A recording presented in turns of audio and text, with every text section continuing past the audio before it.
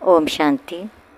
जैसा कि आज बाबा ने मुरली में मतलब मुरली के एंड पॉइंट्स जो बताए थे एंड समय पे कि ड्रामा के जो 10 रहस्य वो क्या हैं, तो देखिए थोड़े से हम आपको बताते हैं कि बाबा ने बताया कि मीठे बच्चे, जो भी इस विराट रूपी जो ड्रामा है ना, इसमें हर एक मनुष्य आत्मा का अपना जो पोजीशन है, जो पद है, वो एक्ट पर और उसकी किस काय पर कार्य पर निर्भर करती है। मतलब कि उसका कैसा कार्य है, किस तरीके से वो एक्ट करती, किस तरीके से वो आगे बढ़ती है।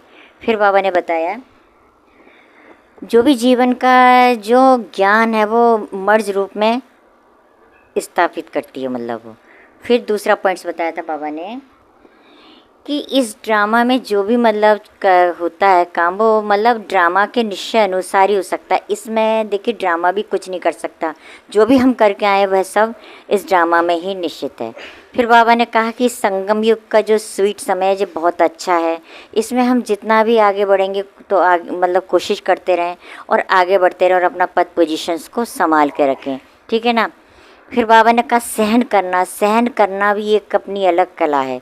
तो जितना हम सहन करते हैं उसके जानते हैं उसका चित्र और हमारा जो चित्र होता है गीता में भी देखने को मिलता है, और हमारी मंदिरों में जड़ चित्र जो दिखाए जाते हैं वो सब इसी की पहचान है।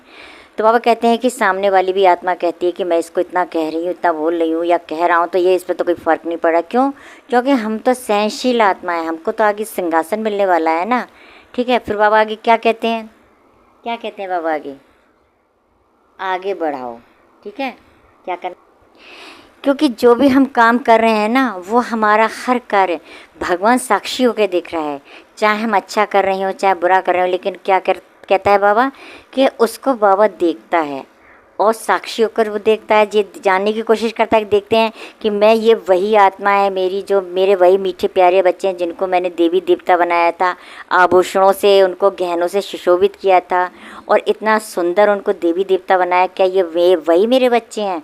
अच्छा कर रहे हैं या ये बुरा कार्य कर रहे हैं? बुरा तो बाबा के बच्चा कोई कार्य नहीं कर सकता, हम अच्छा ही करेंगे, लेकिन फिर भी बाबा की निगाह क्या है, हमारे ऊपर ही रहती है, यानी वो साक्षी होकर देखता है। तो बाबा कहते हैं आप बच्चों को भी साक्षी होकर ये बात करना है, देखना है, ठीक है। फिर बाबा कहते हैं कि बच्चे अंतर्मुखी होकर रहो, एकांत में बैठो, जो भी बाबा को टाइम मिलता है उसको याद करो। उसके बाद बाबा कहते हैं सर्वोत्तम लक्ष्य रखो कि हमारा लक्ष्य क्या है, ठीक है। तो ये है ड्रामा के 10 रहस्य। तो जी ओम शांति।